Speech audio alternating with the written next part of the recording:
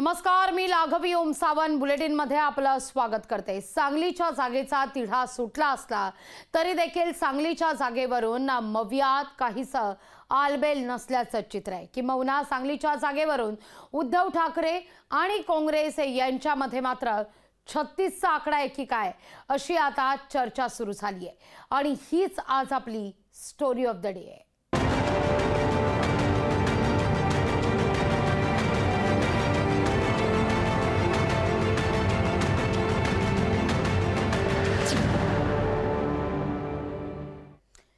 सांगलीत काँग्रेसच्या विशाल पाटलांच्या बंडखोरीमुळे काँग्रेस विरुद्ध शिवसेना उद्धव बाळासाहेब ठाकरे पक्षात संघर्ष निर्माण होण्याची शक्यता आहे।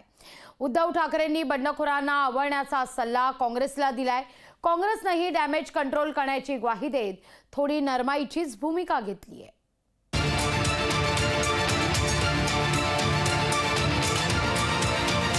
सांगलीवरून उद्धव ठाकरे काँग्रेसमध्ये 36चा आकडा। बंडखोरांना आवरण्याचा काँग्रेसला सल्ला। काँग्रेसच्या बंडखोरांचा उद्धव ठाकरेंच्या डोक्याला ताप। सांगलीच्या जागेवरून काँग्रेस आणि शिवसेना उद्धव बाळासाहेब ठाकरे पक्षात संघर्ष होण्याची शक्यता नाकारता येत नाही। विशाल पाटील यांनी महाविकास आघाडीचे अधिकृत उमेदवार चंद्रहार पाटील यांच्या विरोधात दंड थोपटलेत।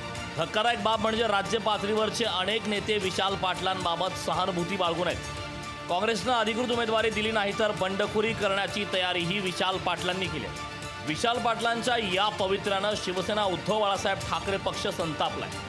काँग्रेसनं नाराजांची नाराजी दूर करावी असा इशाराच उद्धव ठाकरेंनी दिलाय। जागा वाटप हा झालेला आहे। तिन्ही पक्षांनी आणि महाविकास आघाडीच्या सर्व मित्र पक्षांनी अधिकृत पत्रकार परिषद घेऊन जागा वाटप जाहीर केलेलं आहे। आता जर कुठे काही बंडखोऱ्या किंवा काही गद्दारी होत असेल तर त्या पक्षाची जबाबदारी आहे, ते त्यांनी थांबवली पाहिजे। पण अन्यथा मला नाही वाटत आता बंडखोरी वगैरे कुठे झाली तर जनता त्यांना काही स्थान देईल।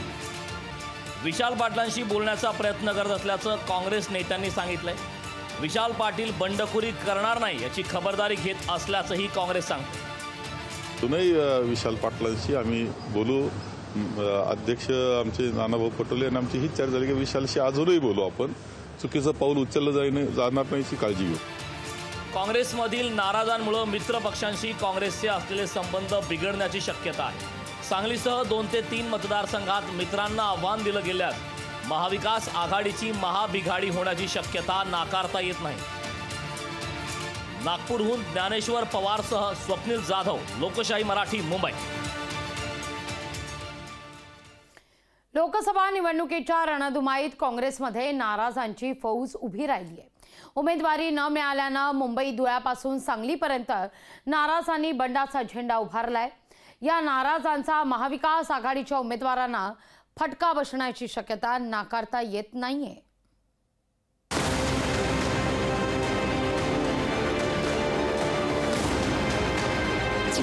काँग्रेसमध्ये नाराजांची फौज।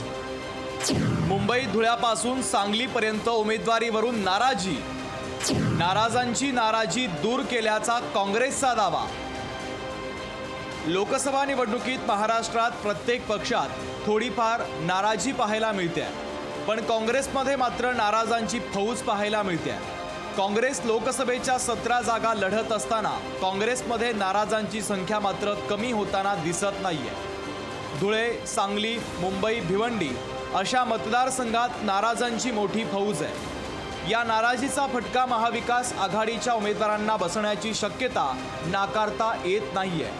सांगलीमध्ये विशाल पाटील बंडखोरीचा उंबरठा ओलांडण्याच्या तयारीत आहे, तर तिकडे भिवंडीत दयानंद चोरगे उमेदवारीच्या आशेवर आहे। उमेदवारी मिळाली नाही तर त्यांनीही वेगळा मार्ग निवडण्याची तयारी दाखवलेली आहे। या भिवंडी लोकसभेवर पुन्हा एखाद्या कंपनीला सांगून 4 दिवसाचा सर्वे करावा आणि त्या सर्वेमध्ये जर राष्ट्रवादीला जर पोषक वातावरण असेल आणि मतदार जर राष्ट्रवादीकडे जर असेल तर मी त्याचा विचार करेन। नाराजांचं पेव फुटलेलं असताना काँग्रेस नेते मात्र निवांत दिसतात। सगळ्या नाराजांची नाराजी दूर केल्याचा दावा काँग्रेस नेते बाळासाहेब थोरात यांनी केला। भिवंडीचे कार्यकर्ते आम्हाला उभं राहू द्या, हे करा असं एक ज्यावेळेस कोलेशन असं पद्धती एकत्र आम्ही येतो 3-4 पक्ष 2-3 पक्ष असतील तर काही ना काही जागा त्यांना देणं हे साहजिक असतं, त्याशिवाय ते एकत्र येऊ शकत नाही. अशोक चव्हाणांच्या भाजप प्रवेशानंतर काँग्रेसमधील एक गट सत्ताधाऱ्यांच्या संपर्कात असल्याचा दावा सातत्यानं केला जातोय. त्यातच निवडणुकीमध्ये उमेदवारी न मिळालेल्या नाराजांची त्यात भर पडलेली आहे. काँग्रेसमधील हा असंतोष पक्षाला महागात पडेलच, शिवाय महाविकास आघाडीला देखील त्याची मोठी किंमत मोजावी लागण्याची शक्यता नाकारता येत नाहीये. ब्युरो रिपोर्ट, लोकशाही मराठी, मुंबई. विशाल पाटील काँग्रेस एबी फॉर्म देतील या आशेवर आहेत. काँग्रेसकडे एबी फॉर्मचा आग्रह धरायचा आणि फॉर्म न मिळाल्यावर विक्टिम कार्ड खेळायचं अशी रणनीती विशाल पाटलांची बहुतेकदा पाहायला मिळते. बंडखोरी केली तरी भविष्यात कारवाई होऊ नये अशी सोय तर विशाल पाटलांनी लावली नाहीये ना, अशी ही चर्चा आता सुरू झाली आहे.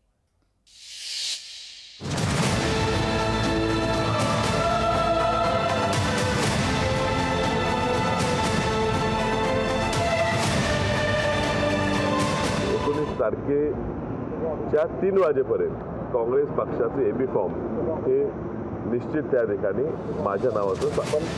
सांगलीचे काँग्रेसचे बंडखोर विशाल पाटील यांना 19 एप्रिलपर्यंत काँग्रेसचा एबी फॉर्म मिळेल अशी आशा आहे.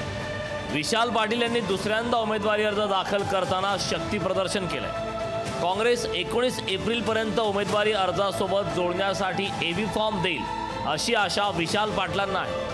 विशाल पाटलांप्रमाणेच नाना पटोलेही विशाल पाटलांच्या उमेदवारीबाबत आशावादी आहेत. काँग्रेसचे दुसरे नेते बाळासाहेब थोरात यांनी पक्षानं विशाल पाटलांना एबी फॉर्म दिला नसल्याचा दावा केलाय. विशालचं नाव हे त्यामध्ये मान्य करून घेतलेलं होतं, कारण आम्हाला अपेक्षा होती की आम्हालाच ती जागा दिली जाईल आणि नॅचरली दिली जाईल, म्हणजे सहजतेनं मिळेल असं वाटत होतं. दुर्दैवानं तसं घडलं नाही, परंतु एबी फॉर्म मात्र त्यांनी बिलकुल दिलेला नाही. सांगलीच्या वसंतदादा पाटील घराण्याची काँग्रेस निष्ठावान अशी ओळख असल्याची आठवण राऊतांनी करून दिली. गरज वाटल्यास विशाल पाटलांची समजूत काढू असं संजय राऊत म्हणाले. विशाल पाटील हे माझ्या माहितीप्रमाणे काँग्रेसचे कार्यकर्ते आहेत, काँग्रेसचे उपाध्यक्ष आहेत, वसंतदादा पाटलांचे नातू आहेत. त्यांनी कधीच काँग्रेसची बेईमानी केली नव्हती. उमेदवारी हा वेगळा विषय, आणि मला असं वाटतं की ती जी परंपरा आहे काँग्रेसची, त्या परंपरेला तोडून ते कुठे काही वेगळी भूमिका घेणार नाही. विशाल पाटील हे एक चांगले कार्यकर्ते आहेत. नक्कीच आम्ही त्यांच्याशी परत संवाद साधण्याचा प्रयत्न करू. काँग्रेसकडे शेवटपर्यंत उमेदवारीसाठी आग्रह करायचा आणि उमेदवारी दिली नाही तर अन्याय झाला अशी बोंब ठोकायची अशी रणनीती पाटलांची आहे. आता ही रणनीती मवियाचे नेते यशस्वी होऊ देतात का हे पाहणं औत्सुक्याचं ठरणार आहे. ब्युरो रिपोर्टसह संजय देसाई, लोकशाही मराठी, सांगली.